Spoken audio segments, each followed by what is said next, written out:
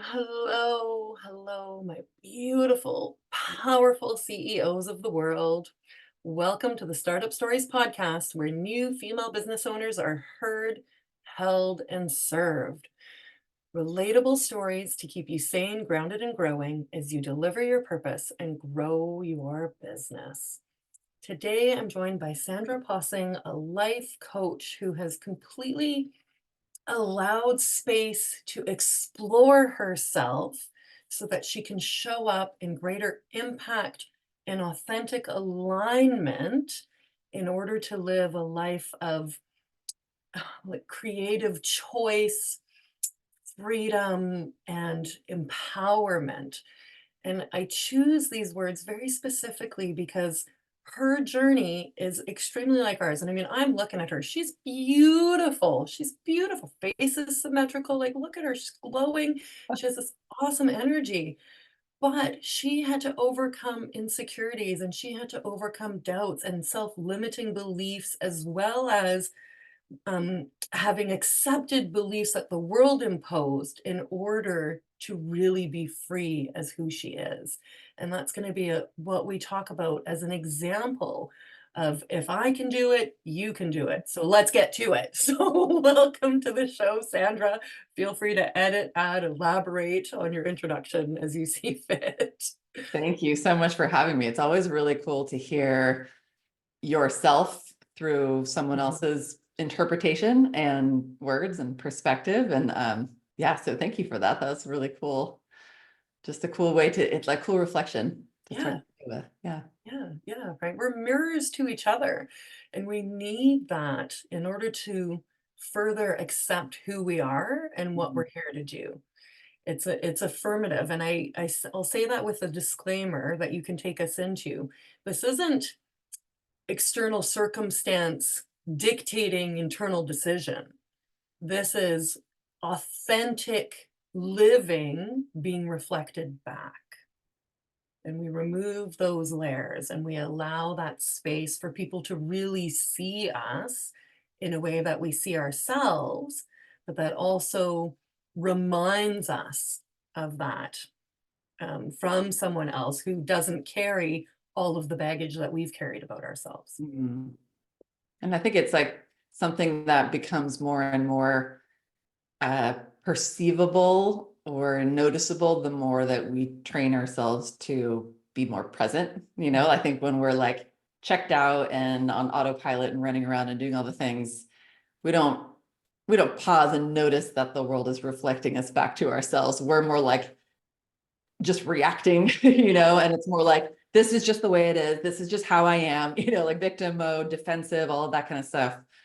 But I think the more that we can cultivate a sense of awareness, self-awareness, and presence, the more we notice those little subtleties that you're speaking to, the like, wow, if I can slow down enough and like quiet quiet the external noise enough, like there's so much all around me that it like everything can be my teacher, Yeah, yeah.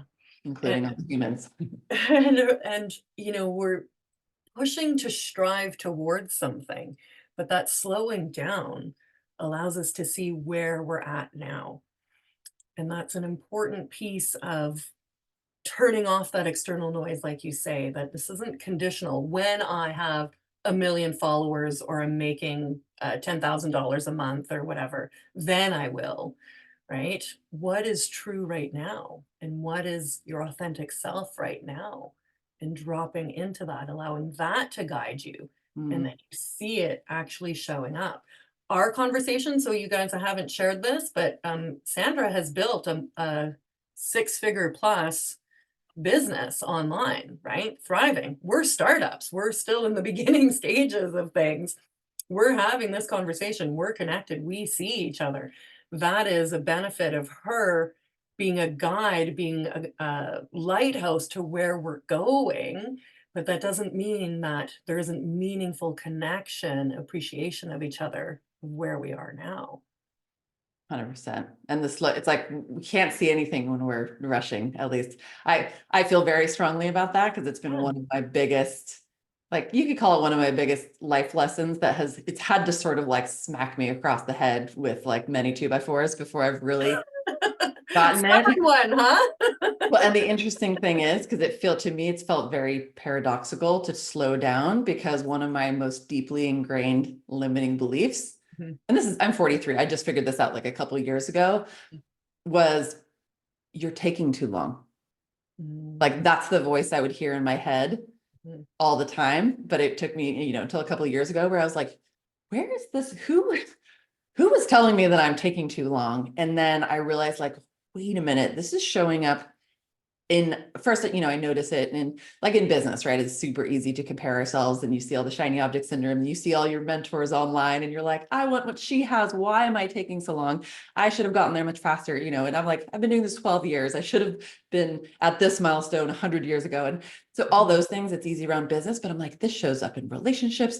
This shows up in my personal development, in my leadership, in my health, in my yada, yada, yada. And then you would think that slowing down is like the last thing I would want to do when I'm already beating myself up for Behind. taking Yeah. too long in literally every area. But what I had to realize once I finally wrapped my head around it is like, because I've had this very unconscious, like I didn't realize it was running the show. But once I recognized like this limiting belief is that I'm taking too long, therefore I have been rushing Yeah. my entire life. And I can like psychoanalyze and go back and see a lot of where it comes from. Like my dad is very grounded, slow moving, methodical engineer man. My mom is like, I was raised by my mom. Uh-huh. I'm wired like my dad. And Ah. being around my mom's like, Ah. fun, fast, quick action taking energy. I think I probably always felt a little bit like behind, Yeah, it would be even when if she you're wasn't, not inclined that way, but right. you're around that. Yeah. So for the longest time, I was like, oh, wow, okay, I've been rushing. But Mhm. when I rush, I'm pretty clumsy anyway. And I'm like, when I rush, I'm more clumsy physically. I miss things, I get distracted. I try to multitask. I'm trying to catch up from taking too long for everything. So Yeah. I'm like, wow, rushing, it makes sense that I've been doing that, but it's literally the worst thing I could do in every area. Mm. And so finally I was like, I actually need to slow down in order to speed up. Yes. And once I slow down, then I can like actually breathe with my full lung capacity. I Mhm. can take my monkey mind, which is all over the place, and just be like, you can just focus on one task. You don't have to do all 27 tabs on your computer at the same time while juggling things. Yeah, it was like, oh, it was like this huge breath of sigh of relief. Mhm. And then as soon as I started slowing down, like I started being faster at stuff, which is what I was trying to do the whole time. And I was like, like so like opposite of what is so counterintuitive. It is. But it just, and then just like what that does for your nervous system, I think regardless of kind of what our deal is, most of us could benefit from just like, like regulating, down regulating a little bit and Mhm. just like giving ourselves time and space.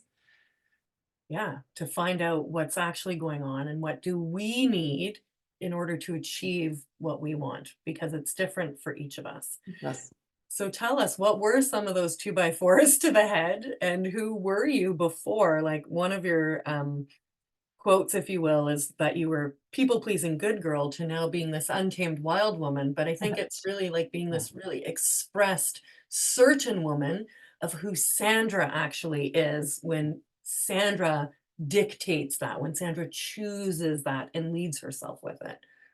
Yeah, I would say so much of the kind of my inner work roller coaster that I've guided myself through intentionally and unintentionally in my life has been that the struggle between living from the outside in versus living from the inside out. Growing up, I, like many kids, just wanted to fit in, Mhm. was just I was such a people pleaser I was less like trying to make everyone happy, although I was doing that too. My version of people pleasing was I just didn't want anyone I just didn't want to be annoying. Like I didn't want to bother anyone.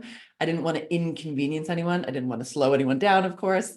Okay. I didn't want to be in the way. Like I was that, and I catch myself still doing it now where like someone, I'm walking towards a stranger on the sidewalk. My instinct is I want to leap out of the way to let whoever go by because clearly they're more important. Even Mhm. in the kitchen at home with my husband, who's my biggest supporter in the world, we're like, if we're just moving around each other in the kitchen and like he needs to go to an area, I will leap out of the way to, Yeah. and I'm like, oh my gosh, Sandra, like you are allowed to be here. You are allowed to be on the sidewalk. So it's like, it's physiological instincts that are so deeply ingrained still. And it's like, I have to be so aware and present in the moment to catch myself Yeah. to do it. And a lot of it is, the people pleasing thing, it gets so related to self-worth, because when you believe that everyone else is better or more worthy and you're just trying to like get out of the way, no wonder you play small, no wonder you hold back, no wonder you shrink away, no wonder, and then it's like slowly untangling that, and not like, running it over with a dump truck, but like recognizing that these are all protector parts of me. These are parts that I developed as a kid to keep me safe and survive and whatever. And I don't need them anymore. So it's like lovingly releasing those parts, kind of like teaching ourselves to laugh about them, I think. Yeah. Like people pleasing jokes are my jam now, because I Yeah. think hilarious. Like it is, once you start to notice it in other people, A, it's really annoying, and B, you're like, it's absurd the things that we do when we're people pleasing. Yeah. And so letting that go, and then instead of like, so that would be living from the outside in, where you're trying to like appease everyone else and defer and do all that. And when you let that go, which is process, and then start to live from the inside out, where you're like, I matter and I'm allowed to take up space. And what do I want? Even just so many of my clients, like half the work we do is just them figuring out what they even want, because they've never given themselves permission to wonder, because they're like too busy doing what everybody else thinks they should be doing and caretaking and stuff. Mhm. And so then once you start to tap into your own desires, you're like, oh, there's like a natural, you can do all the affirmations and the shadow work and whatever in the world, but when you connect with what you actually want, especially as a people pleaser, when we've spent our whole lives trying to figure out what, like, we're mind reading, right? Like everyone who's in front of me, I'm trying to figure out what they want and how can I deliver it. Yeah. So there's no room for my own desires. But once I start to connect to my own desires, like I think of our desires as not only a compass, you Mhm. know, like they will guide us if we actually learn to listen to them, but it's also the source of aliveness. Yeah. And once we connect to that, it is like, it's intoxicating in the best way. Like, talk about like, if you're unmotivated, connect to your desires, or connect to a why or something. And like, if you're burnt out, tired, stressed, connect to your desires. It could be passions, it could be, whatever, just little things that light you up. I've had so many clients. I work with a lot of women who are like high achieving, professional, and they're parenting and their moms, and they're like, go, go, go, and trying to prove themselves to everyone in the world, they're doing nothing for themselves. Like their self-care is very sad. Their boundaries are non-existent. Of Mhm. course, they're depleted and tired and resentful. And we'll be like, you don't have to change your whole life. Let's just find like one thing that you like a hobby that you've ignored for 10 years or something, just anything. And just like give yourself a tiny little taste of that here and there. I've had clients who like started painting again for the first time, or like since they were kids, or signed up for like a pole dancing class, or just anything that was like a Pure little bit, pleasure. ooh, Pure pleasure, right? pure pleasure. Just for the sake of the joy of doing Yeah. it. Yeah. And then suddenly it's like if you've seen the movie Avatar, where they have their little like hair braid things and they Right. plug them into like the trees and stuff. It's like that. It's like, wait a minute, I have an energy source that I can Mhm. plug into at any time. And it's like limitless. Yes. Yes. And so that to me is like kind of the antidote to the people pleasing and all the like playing small that comes from that. Mhm. It's just the shoulds are not motivating. Yeah. Compressing, they're like, we get contracted. Whereas when we listen to desires and that kind of stuff, it's like we kind of can't help but unleash this. I really believe we all have this like wild woman inside of us. And most of us have either not met her, or we haven't seen her for a long time. I haven't seen her for a long time because she's been tucked away, putting everybody else ahead. Yeah. Yeah. And or, you know, we I've seen this with older, like our moms. I'm 42, I'm right behind you. Same age basically. Anyway. Uh where they poured into their kids and their family. And now the kids and the fam have moved on and they're left with themselves all over again. And they forget or never had time because maybe they started their family at age 20 to really step into who they are. And so it's like a little bit heartbreaking because I know what spark is in their heart. I know Mm. what wild woman is inside. Yeah. They have to come to that desire by remembering who they used to be, right? By letting that space out again. And like you said, it's not going to be necessarily the first thing you try, but experimenting into seeing. And if you don't remember or you so-called don't know, friggin' pick something and just Start go somewhere, and do it. anywhere. Yeah. I played hockey last year for the first time ever. I did like 4 sessions. It was a free program for moms. I played hockey. It was phenomenal. It lit up a part of me that I like had no idea was in there. It was fantastic. Haven't gone back, but did it, now have that connection, now know, and that feeling of really feeling alive, of feeling Right. big. And in that, I can hold more and hold more. That's how we build the capacity. It's not by doing more, by allowing space for us to be more of who we are. And then that holds the strength for the other things. That's where it's like, it is such an energy source. It's like Yeah. when we're doing, giving, and all the people pleasing and the caretaking and all of that, it's like we're in a boat and there's holes all Yeah. over the boat. Each hole represents, one of your commitments or obligations or whatever. And it's like you're just constantly bailing water out of the boat. You're exhausted and you constantly have this feeling like you're sinking. Like when I work with clients, we're like, okay, we're just gonna plug one hole at a time, get to the point where at least you're not like flailing and you're a little stable. And then we find those energy sources, which to your point, like so different for all of us. Mm. And you can look to other people for inspiration and ideas and stuff. But like, interestingly, like 3 of my clients in the last couple of years ended up having the same one, which was flower arranging. I'm like, flower arranging was like the last thing on my radar for any reason. And this one of them was like, the thing that I just really love is flower arranging. And I'm like, go do it, find it, whatever. And like one of them started like a flower arranging business in her garage, Great. bought a van, like just did a whole thing, like did it for a couple of years. Another one started like a flower cart. She lives up here in this area. And like, you put the cart out and then people can like Venmo or put money in a jar or Oh, whatever. yeah. Uh-huh. And then the other one was like doing it just for personal Yes. passion. Yes. And then you hear other stories like, this wasn't my client, this is a colleague of mine who had a client who was, I want to say she was like in her 70s. Mm. And she had been in, this long marriage and she had very much lost herself over the years. I think her husband and her, like the intimacy was gone. She was like more of, had I think more libido than he did. And like, so she just, felt frustrated and unsatisfied for a long time. And then I believe maybe he passed away or they split up or something. And my friend was working with her and they discovered that she had this like real naughty side Uh-huh.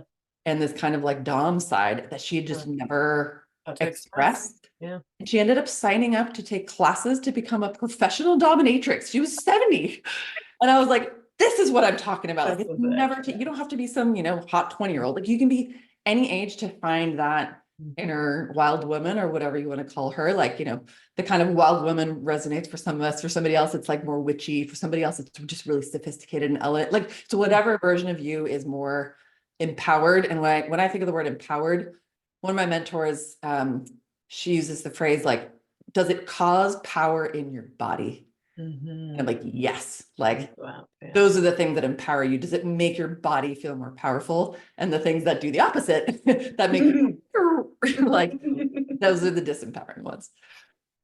And it's like there's easy practices I've found that don't even require me to leave the house, like folding laundry. Sometimes fun because I'm an organizer, Yep. sometimes not Same. fun. So I have given myself permission because I'm a big girl to leave the laundry basket for a couple of days until I feel like that's the kind of tidying I like to do. I do love to tidy, just not all the time, not necessarily at 10 o'clock on a Wednesday when I'm tired from, the weekly running around. And that has been such a release in my people pleasing or in my trying to be like a Stepford wife type of situation because, first of all, nobody's really noticing. We have more clothes than we can shake a stick at, right? And it's been a good practice of releasing from the to-do and stepping into the being and making Mhm. myself a priority from something as mundane and small as folding laundry. Other could be dishes or stocking the fridge. You guys, my in-laws are here. My fridge is empty. We need to restock. And my mother-in-law, I love her so much. She's like, what are we gonna eat? I'm like, "Oh, I'll get groceries tomorrow. It's fine. There's Yeah. food in the fridge. We're fine. It's okay." But just that spaciousness is so lovely. And so These are just small little things that we can start to play with in the home. Then you can move to bigger things or vice versa, whatever it's going to be. Tell us what some of your desires are that you now allow yourself to express Mm. in that you didn't before, that were suppressed or just Ah. not prioritized. Just one thing I'll mention before I go into Desireville, which is one of my favorite places in all the lands, Yes. I just want to speak to the power of language too, because when you're talking about like folding laundry and doing these things, it made me think of like the way we talk about the things that we do, even just the way we talk about them silently to ourselves in our own heads Mm, is so powerful. Like language is so powerful. And when you constantly use words like should, I should go to the gym, I should do the laundry, I should, like the big joke in our industry is like stop shoulding all over yourself. mhm. I'm always like, ha ha, when I say that. And then like usually a lot of people haven't heard it before and they think it's like the funniest thing in the world. I'm like, I guess it is funny. But when we should something like I should do the laundry, I like literally can't think of a single thing that I would want to do that if I say I should blank, that makes me want to do it. Mhm, If somebody tells me I should do something, I'm such a rebel too, or even mhm. tell myself I should do something. All I want to do is do the opposite and tell the person to F off and leave me alone and don't tell me what to do. Yeah. And so I'm like, I really had to take that word and just like remove it from my vocabulary entirely. And I encourage my clients to do the same. Because like, so there's the actual act of choosing between I should go do this versus like I choose to go do this. And like you're like, I should do the laundry, but I'm gonna choose not to, I'm coming from a place of like what's actually really important, the laundry or like honoring a desire. I'm gonna Mhm. go with the desire. So it's like there's that choice. And then there's also like choosing the like let's say there's things like you actually have to do, like I have to go pick up my kid from school, or Yes. I have to go to the dentist. Like these are things that like I do actually, I've made a commitment, I'm adulting, like I want to follow through my obligation. But as long as I frame it as a should, I'm going to have this energy of resentment and like obligation. It's just like, so I'm Mhm. like, if I do have to actually go do the thing, I can still choose to see it as a choice. So I'm like, I choose to go pick up my kid. And I'm going to choose to do it in a way that makes it more fun for me. I'm going to turn on a playlist that I love. I'm going to like scream at the top of my lungs to Beyonce on the way there. We're like, there's ways where we can reframe things just with our word choice. And it's so simple and it seems so basic sometimes, but I'm like, but oh my God, it makes a difference, Anyway, that's just a rant on language. In terms of my desires, I would say it's one of my favorite things is just getting more clear on those desires, because every time I do get clear and then I go do the thing, I like it really is like a full, I mean, I just give myself chills just even thinking about the concept of it, like perfect example is yesterday. So I love to dance. I'm by no means any sort of well-trained professional dancer. I've had my moments, but like I find that when I dance, and it kind of doesn't matter what it is, as long as I sort of like the music and I'm moving my body, I like it, my whole full beat, talk about aliveness. Like I get Right. energy coursing through my whole body. And it like, it just, I get that like, just, the, Latin root of the word inspiration is like breathing in or whatever. It's that Mhm. feeling where it's like, Yeah. and so I love to dance, but I don't have my life set up in a way where I've like have a class that I go to where I do, I love to go to EDM festivals and shows and like headbang and just stay up all night. And that's one thing, but I'm also 4 months pregnant right now. So not Yeah. doing a ton of that. Um, I'm like, does it end at 9? But and like back in the day in my 20s, I used to go partner dancing all the time and did Lindy Hop and blues dancing and bachata and stuff. Now I'm like doing less of that, but I crave it so Mhm. much. And I'll forget for like weeks or months at a time. And Yeah. then it's like a little part of me is like, "Arr." Yeah. It's in the corner, just like, help, we're drowning, but I forget. And then I'll remember, and then I'll just go.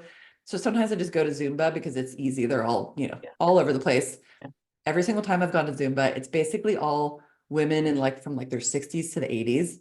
Yeah. And like, God bless them, they're adorable and amazing. And they all know each other and they like go to lunch and stuff. But I'm like fish out of water. They're like, I don't, just a totally different age.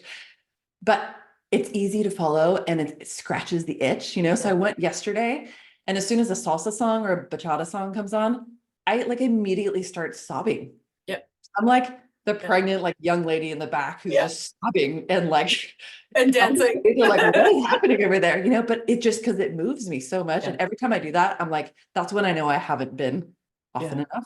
And once I start going more frequently, I don't have such a huge reaction every time. Like, oh, yay, That's so something like that to me, even, and then other things that are not like a passion or a hobby, like, I spend time with friends in different capacities and stuff, but what really lights me up is when I sit down, when I'm across from the person, Mhm, maybe having coffee or whatever, if they ask me questions and then really listen.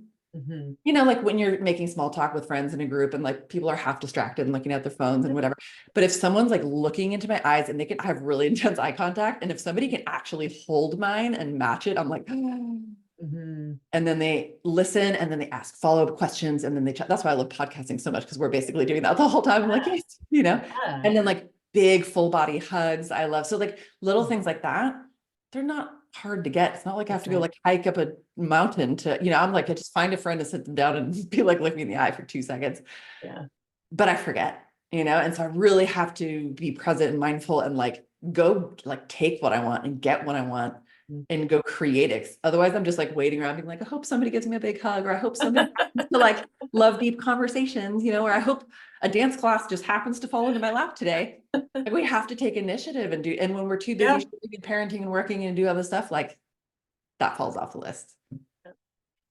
Yeah. And when it's so cliche, it's like annoying, but you fill your cup, you're better all around. And it's easier to carry more when those desires have been given attention and when they've been scratched, like you say. And, what's so powerful about these examples you've shared is how easy they are to do. Yeah. So I'm going to bring in a quote. It was Selma Hayek in some dumb movie, The Red Door or something. And I'm sorry, like it was a very easy movie for me. Yeah. But she said something so great. Her character said, you can have excuses or results, but not both. Mm. Right. And so what you're leaning into is the personal responsibility and accountability to yourself, where Amen. external circumstances are not dictating or not in control. Case in point, guys, I work full time. I have a 5-year-old. I'm the primary caregiver, even though we're in a relationship and everything. Husband works somewhere else, has to leave before, gets home after. So I'm getting her to and from school. I'm getting myself to and from work. I'm closing up the house when we leave, all of these things, getting the garbage out, all of these things. I was podcasting before waking up child. Amazing. I have shifted and shifted to open up my desires for schedule freedom. That is, I hate freaking having shit on the calendar, which is crazy. Because, like, how do you live life? But you can live it in flow that way. Mm. What I've done now, taken responsibility, like we were talking about before, mornings are open now. They're sacred time for me. Evenings are open now for the most part to be present with family, because when a kid's in school, your time with them reduces. And business things fall in when and where I want in spaciousness and in joy. And I love showing up to perform because I'm not doing it from a resentment or a should. And this is, and I want to just highlight, the so-called busyness of what's going on, yet the joy and the bigness of how I feel in that arena. And I haven't quit my job and made $1,000,000 online. I haven't, like, I'm still just living my normal life here. But what's changed is me and the choices I make and the way that I show up to do me while doing others. And that's not meant to sound dirty, but it's kind of fun. That's such a rad example, because it really is a testament to how much power we have. And, the kind of common thing is to look around and just be like, well, Mhm. I don't need, we complain or we whine I or we can't. the I have situation. constrictions, Yeah. this, that. Without even realizing it, we're in Yeah. this, like, we're just in sort of like a collective victim mindset. And it's so normalized, and you get together with your girlfriends and you drink wine and you talk shit about everything. You Yeah. complain, but Yeah. you don't take, and I think venting and conscious complaining has its place too. It can be very cathartic and bonding, but it's like, are we actually doing anything to change the things we want to change in our lives? And I think one of the reasons so many of us don't is because we think it's going to be this huge thing. Like, oh, I'm unhappy in my situation, but like, what am I going to do? Like quit my Well, job, my my life. family, No. like Mhm. let my daughter raise herself in the woods. Like, what are we, And so we come up with all these excuses and we do nothing and we keep complaining. Whereas like, what I see in my clients over and over, because so many of them are high achieving, they're very busy. They're like, they barely have time to think for themselves, but then they start to realize like, oh, I can just make these tiny little shifts. And like what you've done with your schedule and creating more space, like if you have an intention or you have a goal or a desire around, yeah, more time freedom, or like, I just want to do slightly more self-care for myself, or I want to feel slightly less stressed, you're like, cool. So just make these little tiny, like I have my clients basically just take tiny baby steps all the time. You know, Yes. because Yes. they get so paralyzed by the thought of change that's going to be this big thing. And I'm like, what is the We're tiniest? activated to perform the way that they've been performing that got them to the status quo that they want to break. Yeah. I had a mentor one time who was like, she was really into like productivity and overwhelm and that kind of stuff. And she was like, when you get over, because so much of the time when we're procrastinating, Yes. it's because we look at the, volume of the thing in front of us and it's too intimidating. So we're like, Netflix, social media, laundry, Yeah. but it's like, if we break, or maybe there's just a lack of clarity, like we literally don't know what the next step is. So we do nothing. But if it's the intimidation of the too big or too whatever of a thing, it's like, what if we break it down into such a tiny, so this gal was like, break it down into the tiniest action that has zero energetic charge. Mhm. Like, let's say someone is like, I work full time, I'm parenting, da da da. My desire is to write a book. But Mhm. then they're like, when am I going to write a book? I don't have time for that. But then it's like, okay, what's the first step? Like, what would, I don't know, write an outline. What's the first step before that? Like, I don't know, pick what, so it's like, Open a can Google Doc and name it. pick a placeholder title, or Yeah. like, maybe you're trying to find an agent or something like that. And it's like, write a list of the first 5 agents you find online. And then, so it's like, can you write a list and can you write the number one bullet point on a list or something like that? And Right. it's like, once you come down to an action item that doesn't scare you or make you cry or like make you freak out. And it's just like, what is one tiny little thing? Mhm.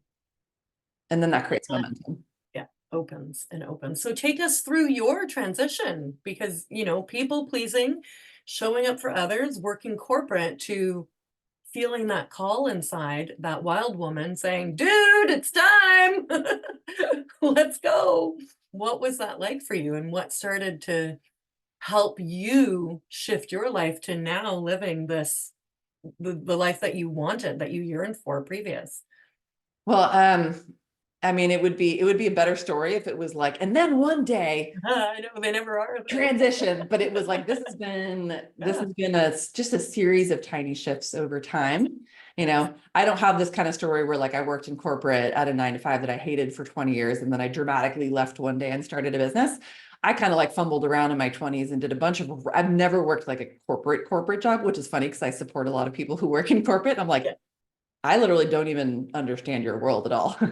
but I understand humans, so I mean, work-wise, I was bartending, I was working in fitness, I worked for startups mostly. So I was kind of in the like entrepreneur, unconventional space. Mm. And it took me a long time to find this. Like, had I Mhm. known that coaching was a job, I would Right? have started like in high school. I probably would have gotten a master's in applied positive psychology. If Mhm. I'd known that was the thing, I would have started so early and I would have been like, entrepreneur from day one. Took Yeah. me a long time to realize that coaching was a job. Once I found it and I got trained and I became a coach, Mhm. took me a long time to realize that meant that I was also a business owner. I was Right. just like, yay, I'm a coach. Before I was a fitness trainer, now I'm a coach. And I was like, that means I have to like, I, business, sales, marketing, admin, what, I I'm was not just like McDonald's where doing some people just social come and media. hordes all Yeah. day. Yeah. I mean, that was I really think that entrepreneurship is like one of the most intense personal development journeys you can It is. ever go on. I'm guessing the other one is parenting. I'll report back in about 6 months when I have more For some information people, on not for that. everybody, That's true. but likely to be Um, for you too. Yeah. so I would say a lot of the personal development I've done and that like the transition from people pleaser to self-proclaimed wild woman, a Hmm. lot of that was I had to because I got to a place where I was so like one of my favorite energies to work with and clients is once they're so sick of their own BS, like they're like, I'm frustrated. No, I'm exasperated. No, I literally can't handle this anymore. That I loved. And that's where I was when I Mhm. was just like, what the actual, like I can't, this is not how I want to live my life. Like, I got so sick of that. So I started doing whatever I could do to figure out how to change that, which kind of coincided with me like figuring out my career and all that stuff too. But then since then, it's just been this very intentional, ongoing process. A lot of self-awareness, a lot of practice, a lot of catching myself and being like, this like small, weak behavior that I'm doing right now is so unattractive and it's not who I want to be. And I know what I'm capable of. So it's like catching it, shifting it, catching it and shifting it. Mm-hmm. And then the entrepreneurship just helps so much because it's like big. And then supporting others, actually maybe supporting other people through the same journey is potentially one of the biggest Transformations for you too. transformations. Yeah. Cause like I was saying before, when you're a people pleaser and it's so deeply ingrained, you barely notice it. But once you're breaking out of it, then you start to notice it in other people more. And you see how disempowering it is. And you want to grab the person and be like, stop doing that. You're so amazing. Stop hiding in the corner. Yeah. You know, so seeing that and guiding other women through it, especially has been like watching somebody else go through the transformation is like, I feel like I'm like, do I have the best job in the world? I get to witness this. Yes. So that helps a lot too. Yeah, it ties the heart in an intrinsic way, right? And it helps you fulfill a purpose. But then you're not doing it for you. You're benefiting, but they're benefiting. And that's this reciprocal win that creates more joy, more desire to do more of it, more willingness to show up better and better in order to help them, break free from a lived experience that you can completely relate to. Yeah.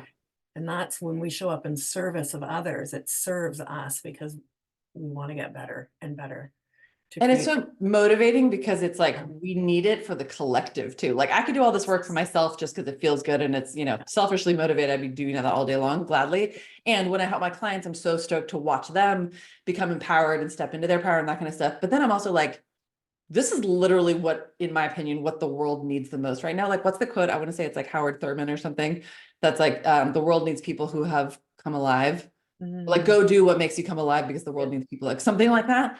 And my version of that is like, and the world specifically needs women who have, like, the world needs big-hearted, amazing women to go out and, save the planet, save a lot of those things. I think that like is work that we're so well equipped to do, but we can't do if we're hiding and playing small and putting everyone else first, it's like, it has to come from that more empowered place. So it's like, yes, I'm doing it for me. And yes, the clients are doing it for themselves, but really we're all doing it for the benefit of the collective. Uh-oh, looks like we are frozen.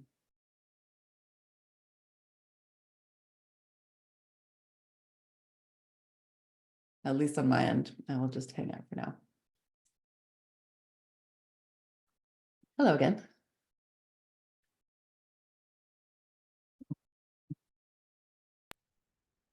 Can't hear you, but I can see you. Back. Yeah. There we go. Computer shut down. Oops.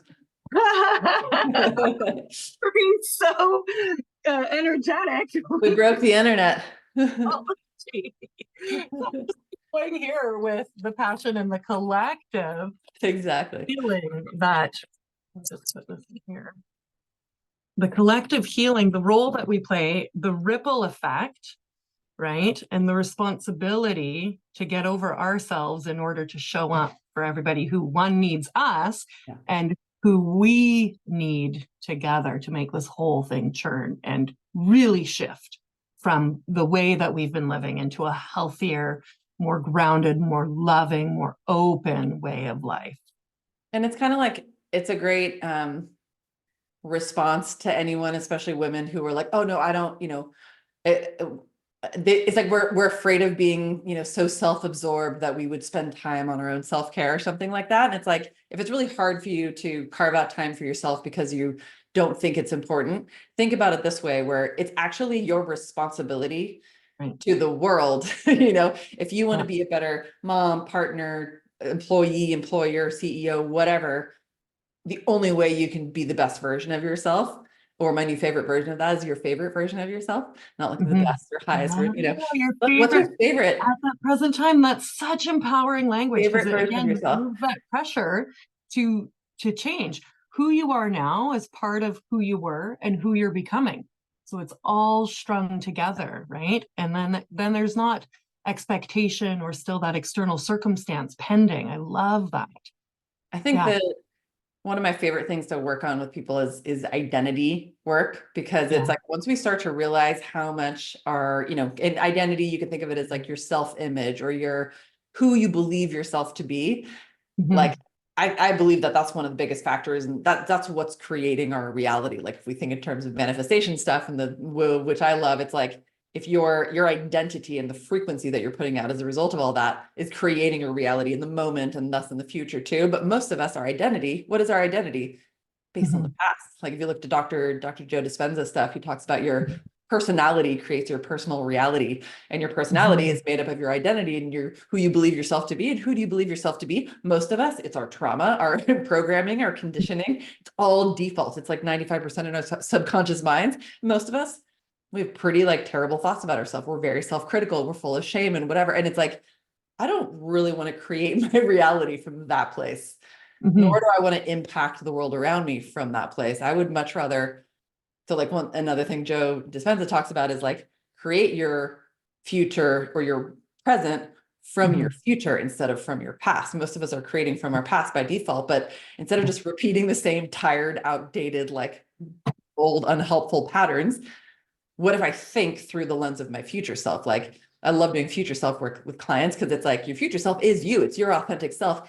But Right. the aspirational version, like I love my Mhm. future self. She's one of my favorite people. I know Right? exactly what she's like. I know exactly who she is. And when I'm playing small or just caught up in my own Mhm. nonsense, I can channel her and be like, what would she do? What would she say? Even and when I even just thinking the word future self, I like Mhm. drop my Mhm. shoulders, I straighten up, I slow down, my voice goes down a little bit, and I'm like, it's that version of me that is grounded, confident, empowered, Mhm. has like clarity of vision because I'm not caught up in all my own like Yeah. self-criticism. Yeah. And from that place, if we all spend more time as our future selves, we can show up so much better in all of the roles. And then we can take so much more responsibility for playing our part in the collective and showing up as leaders and showing up in our power versus just like all the victim stuff. And the future self, like you said, it's who we are now. We have to open up to make way for her to come. So there's a part in Elizabeth Gilbert's book, Eat, Pray, Love, where she's devastated on the floor in the bathroom and she feels her future self come. And what you can create that connection through visualization, journaling, meditation, um, and getting to know her and allowing her, you're creating her as she's coming back and creating you.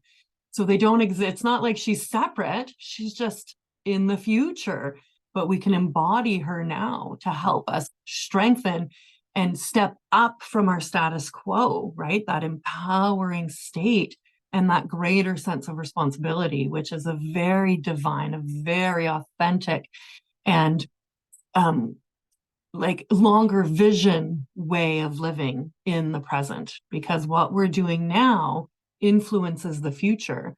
So let's have a connection to the future to influence back that reverse engineering and tying them together. And you described that really, really beautifully. And that is a practice that I don't see talked about as much online, although I've been exposed to it. So I'm really glad you draw that out. And maybe as we kind of start to wrap up, although I never want to end these things because we get so fired up Fun. and like the exchanges are so good.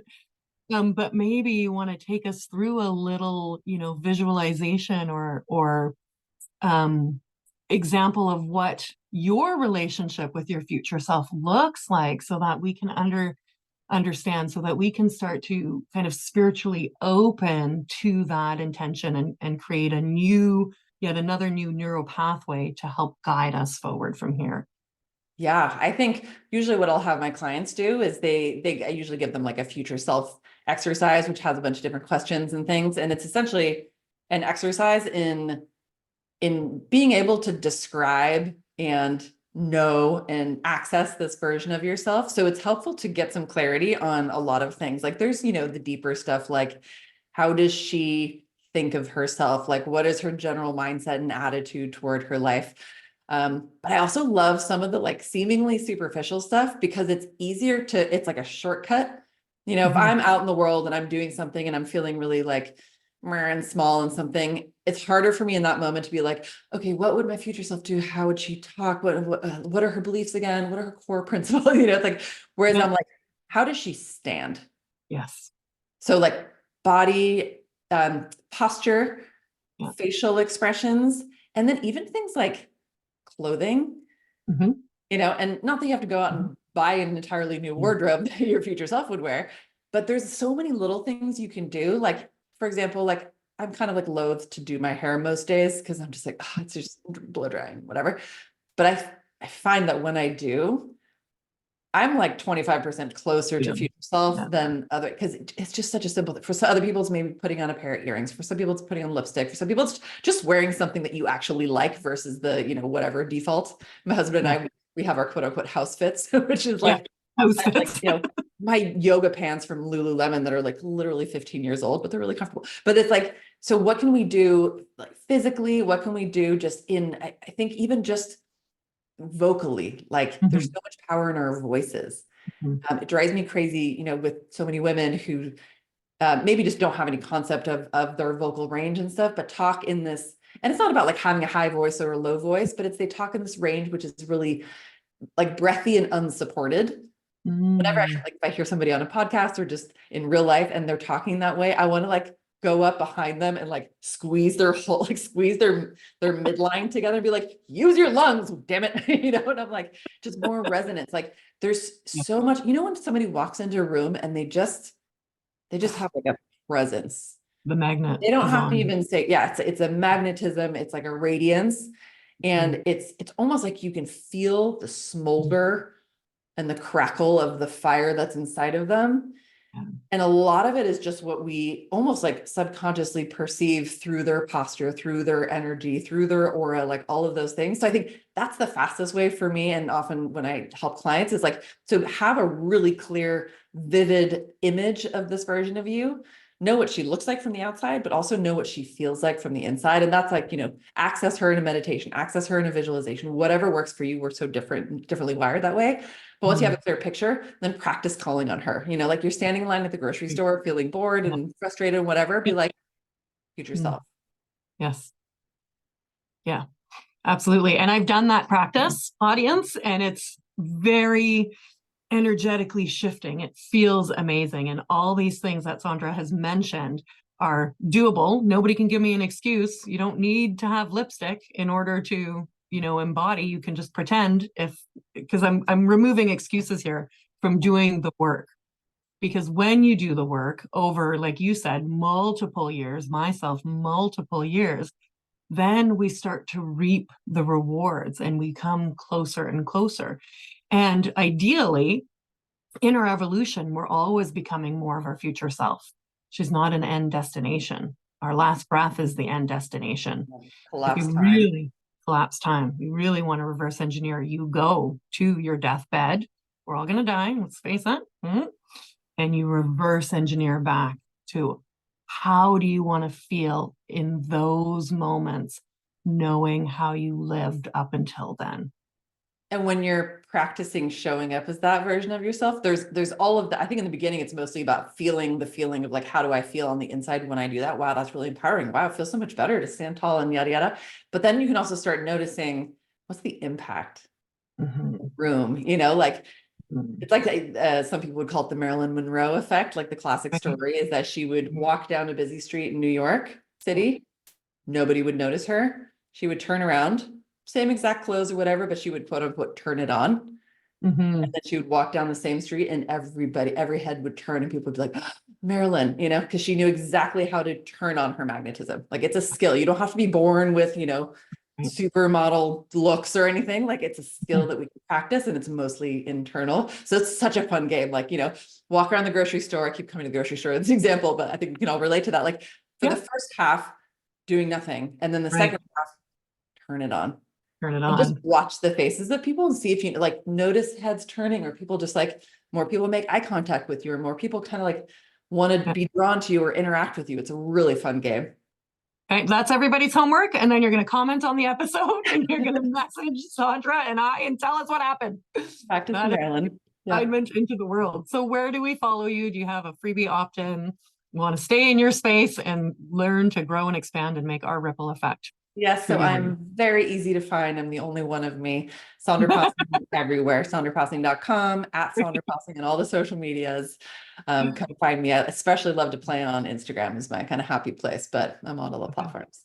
Yeah, brilliant. Thank you so much for sharing your heart and your wisdom and your authenticity with us. It's such a powerful conversation. It made big changes through small moves, right? That's the relatability of it. I love it. I'm honored to have shared this time with you, and I look forward to a continuing relationship online, in person. We're not that far. Thanks for having me. Have a great day.